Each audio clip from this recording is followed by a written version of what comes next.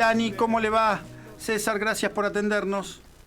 ¿Qué tal? ¿Cómo te va, Feo? Un gusto y un saludo a toda la audiencia. ¿Es cierto que tuvo que salir a aclarar que usted no estaba de acuerdo con los Villarroel y que lo que había dicho era una ironía en una declaración pública? Por supuesto. Yo no puedo creer si uno lee el tuit, se da cuenta uno, ¿cierto?, que es una ironía y por supuesto que lo que pasa que no es estar de acuerdo o no estar de acuerdo, es simplemente decir las cosas como son. Villarroel armó un circo, ¿no es cierto?, tratando de decir que reivindicaba a las víctimas de las organizaciones guerrilleras. Se olvidó de las víctimas del 55 en adelante, por supuesto, eso para ella no figuran. Pero aparte de eso, después, ¿no es cierto?, las víctimas tienen muy poca importancia para ella. El objetivo fundamental de ella, ya sabemos cuál es. El objetivo fundamental de ella es lograr, ¿no es cierto?, que los detenidos por los procesos de lesa humanidad sean indultados o se vayan a la casa. Esta es la verdadera finalidad por la cual ella viene peleando hace 20 años y la verdadera causa de las cosas. Así, digamos, yo tengo que también hacer una diferenciación importante entre los que están detenidos por cuestiones muy graves, como son los que han estado participando en los centros de detención clandestina, y los otros que eran subtenientes, cabos, tenientes, guardias marinas y demás, que participaron de enfrentamientos abiertos con las organizaciones guerrilleras, que para mí eso por supuesto no son delitos de lesa humanidad, que si están detenidos están para mí mal detenidos y están tendrían que ser revisadas sus condenas. Son cosas distintas, pero en realidad ella apuntaba a otra cosa, porque el que defendió en el debate vicepresidencial que hubo fue a Amelón, uno Exacto. de los que está con perpetua, ¿no es cierto?, con triple perpetua por haber desaparecido personas. No es lo mismo, no quieren entender, esta gente no quiere entender, no es lo mismo una organización guerrillera, ¿no es cierto?, que no tiene el apoyo del Estado, que no es el Estado. Bueno, pero es la teoría de los dos demonios que quieren... Claro. Porque es difícil, yo he charlado y he estado en lugares, ¿no?, y me ha tocado estar en muchos países que han vivido la represión dura, Centroamérica, toda Latinoamérica. Usted sabe lo que ha pasado y todos sabemos lo que ha ocurrido que en toda Latinoamérica con las dictaduras. Ahora, es muy difícil para mucha gente entender. Yo puedo comprender al familiar de un militar que ha sido muerto, que le metieron una bomba, pero la justicia y los periodistas también debemos analizar desde otro costado, no emocional, la cuestión, porque si no, es como dice usted, cuando el Estado cuenta con todo el poder de la inteligencia, del poder militar, el poder económico, es muy distinto contra una organización guerrillera que puede ejercer actos terroristas, es cierto, por los cuales debe ser juzgado, pero no pueden ser torturados y desaparecidos. Por supuesto, y aparte estos actos han sido aberrantes y atroces los crímenes que ha cometido Montonero y ERP, y por eso debemos tener, ¿no es cierto?, debemos reconocer a las víctimas, como todo el mundo lo hace, reconocer a las víctimas de esas organizaciones. Ahora de ahí, ¿no es cierto?, a querer comparar eso con los otros que han desaparecido personas, torturado y tirar personas de los aviones al mar, digamos, hay una diferencia espantosa. Claro, ahora, espantosa. General... Y no en las víctimas, digamos, el hermano, el padre, la madre, son todos víctimas. Ahora, el hecho en sí, por eso es que unos son delitos de lesa humanidad según el Tratado de Roma, ¿no es cierto?, y la Corte Penal Internacional, y los otros no. Claro. ¿No es cierto? Y querer juzgar a los montoneros, como dijo ella ahora. Yo voy a sacar un tweet ahora haciéndole recordándole a ver que quiero que ella empiece a jugar a los montoneros, empezando por supuesto por Bullrich. Sí, que es lo que usted nombró y tuvo que aclarar, pero yo recuerdo, y esto lo recuerdo porque me tocó cubrirlo y mucho, una cantidad, no recuerdo el número, de militantes montoneros y algunos excombatientes montoneros que se sumaron al gobierno, por ejemplo, de Carlos Menem, o otros que armaron empresas asociadas con organizaciones de inteligencia extranjera, no sé, Galimberti, uno de ellos, que no está para defenderse porque está muerto, pero y varios más, ¿no? Sin embargo, de eso no se habla mucho. No, pero tampoco se habla de los indultos de Menem. No, claro. Digamos que son los funcionarios que están en este gobierno haciendo mucha política y mucho negocio. En el Chamical lo anunció en el Chamical, en lo que era la base aérea del Chamical de lanzamiento de cohetes, un día sábado a la mañana anunció el indulto. Y en realidad, esos indultos fue que los sacó a todos de la cárcel. Claro. Y a partir de ahí, los crímenes cometidos por Montonero son digamos, ya prescribieron. Exacto. No como los otros que son imprescriptibles. Prescribieron. Porque es son decir, ¿a dónde va? ¿Cómo va a ser para jugar a los montoneros? Por eso digo que esto es un círculo que montó Villarroel en su pelea con Milei y en la defensa de sus causas y todo lo demás. Milani. De nacionalismo acá no hay absolutamente nada. Villarroel es una nacionalista de cartón. Porque todos los hechos, digamos, que ha protagonizado ella son apoyando la ley base, apoyando el RIDI, apoyando la ley fiscal, apoyando todas las cuestiones que este gobierno está encarando. Es decir, que ella es coautora y culpable, ¿no es cierto?, y cómplice de todo lo que hace este gobierno. Milani. Ahora, de querer despegarla diciendo que Villarroel en una de ellas podría ser nacionalista, mentira. Milani, mentira, ahora, no nos confundamos. Yo corro a Villarroel y digo... Sí.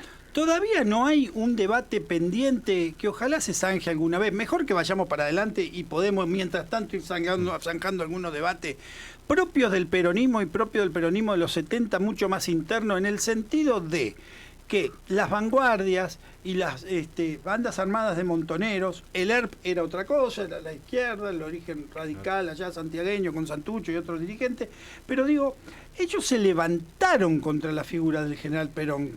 Claro. ¿Y le parece a usted que han tenido, porque a veces reivindican al peronismo, han tenido una autocrítica profunda? No solo los jefes, ya no me refiero a Firmenich, sino a otros que sí se acoplaron al gobierno de Néstor Kirchner, que veneraron algunos de aquellos episodios, que hablaban muy poco de Perón se lo nombraba muy poco en aquellos años en la Casa de Gobierno. Digo, ¿no le parece que debió haber también un tipo de autocrítica o ellos están convencidos de lo que hicieron? No, pero por supuesto que no hubo una autocrítica en este sentido. Ustedes recuerdan cuando los montoneros se abrieron, ¿no es cierto?, y siguieron cometiendo crímenes a pesar de haber estado de estar Perón, ¿no es cierto?, en la presidencia. Le mataron a Rucci, claro.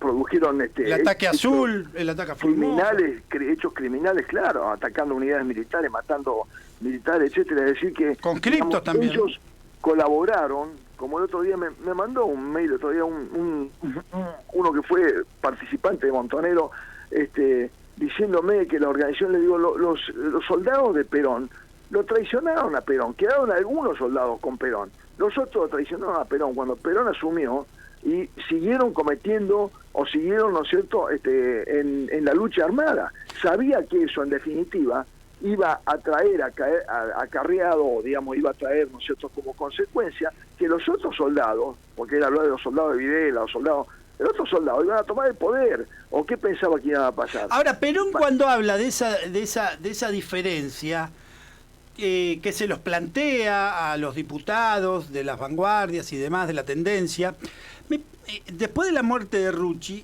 él habla mucho más de los sectores sindicales, ¿no? Aunque digamos que Montoneros, no sé qué opinión tiene usted, yo estoy diciendo algunas cosas, para ellos Perón los traicionó, porque dice, pasamos de ser esas vanguardias para la liberación, aunque Perón advirtió que una vez ganadas las elecciones las cosas tenían que cambiar, ¿no? Por supuesto, por eso él reivindica el sindicalismo, porque el sindicalismo fue fiel, ¿no es cierto?, a Perón durante todo el proceso de resistencia, años 55 en adelante, recordemos todo eso, que los montoneros todavía no estaban en gestación, 55, 60, 65, 70, hasta que aparecieron las organizaciones. Todo ese proceso, que fue un proceso muy duro, fue un proceso de no solamente el bombardeo a Plaza de Mayo, los fusilamientos, cárceles ilegales, torturas, todo esto ha sufrido el sindicalismo junto con otros dirigentes peronistas, no justamente los montoneros. Por eso él reivindica a los sindicalistas que después de todo eso se siguen quedando con él y lo siguen bancando a él en el gobierno. Y esta gente no entendió que cuando llegaba Perón se acababa, porque la lucha era Perón vuelve, para terminar la proscripción de Perón. Bueno, se terminaba la lucha, no era ir a una patria comunista o una patria socialista, digamos, ahí se terminaba y Perón iba a conducir. Bueno, lamentablemente no entendió eso y lamentablemente terminamos en lo que terminamos, y todavía hoy en día, es verdad, no mencionan mucho a Perón, ni mencionan, ni cantan la marcha peronista, y es verdad todo eso, ¿eh? Todo esto es verdad. La última sí. que le hago, aquel mea culpa personal, pero también con la autoridad que tenía, de Balsa alcanzó para la cuestión militar? Parece que no. Yo creo que hay una gran grieta dentro de las Fuerzas Armadas, porque creo que lo de Balsa fue necesario, pero no fue suficiente, y aparte, ¿no es cierto?, me parece a mí que él no hizo las distinciones que estoy haciendo yo entre algunos detenidos y otros detenidos, es decir, mezcló todo, y en la mezcla de todo tenemos justamente ahora de todo tipo de detenidos, ya sea con preventivas, ya sea en cárceles como en Campo de Mayo, en Ezeiza o en domicilio, de todo. Digamos, desde que levantó la barrera hasta que estuvo en el centro clandestino y hizo desaparecer personas. Y esto me parece que es el gran error de Balsa, es no haber sabido identificar, ¿no es cierto?, las responsabilidades unos de otros, ¿no es cierto?, de tal manera de diferenciar y que no se transforme esto en una causa en donde, claro, como hay muchos inocentes mal juzgados, mal detenidos, entonces defendemos a todos. Le voy a hacer una más porque me queda pendiente, y es, ¿usted cómo cree que...? Yo tenía un montón de cosas para hablar de defensa. Pero yo sé que... Pero lo vamos a llamar de vuelta. Porque de inteligencia hay algunas cosas pero muy importantes que están pasando. Aguánteme, porque hoy yo, como este programa es de 1 hora y vamos palo y palo, yo lo voy a llamar de vuelta, Milani, y vamos a hablar de eso, porque todavía se está tratando también muchos temas en el Congreso. Quería preguntarle esto.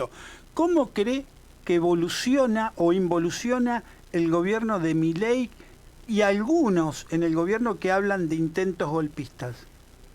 No, yo creo que intentos golpistas no hay absolutamente ningún vicio de realidad, especialmente de las Fuerzas Armadas. Las Fuerzas Armadas no van a cometer de vuelta lo que ya la barbaridad que ya cometieron contra un gobierno constitucional.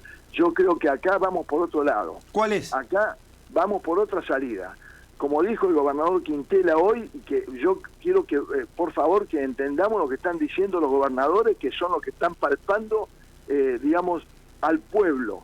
Dice que puede haber un enardecimiento de la sociedad. Esto, traducido, digamos, a términos más que la gente entienda más, es lo mismo que una crisis social. Y que si no se lo para, ¿en qué puede terminar? Bueno, las conclusiones saquen a ustedes. Esta es una posible, para mí, un posible escenario, que sería un escenario conflictivo y no un escenario que a mí me gustaría, ¿no es cierto?, por la pacificación y por la paz del país. El otro escenario que está previsto en la Constitución es el juicio al Poder Ejecutivo cuando la crisis social se hace insostenible, como se va a hacer insostenible, porque esto, digamos, que están despidiendo gente, la pobreza, la indigencia, la fábrica que cierran, la recesión, esto no es gratis. Que diga el presidente, ¿no es cierto?, que le va a agrandar los bolsillos, destruyendo el Estado. Bueno, destruir el Estado es destruir todo lo que está adentro. Bueno, todas estas cosas creo que van a traer consecuencias muy graves. Y la verdad que yo pienso que se puede dar el otro escenario, el enjuiciamiento al Poder Ejecutivo, llámese presidente y vicepresidente, o una asamblea legislativa, lo que quieran.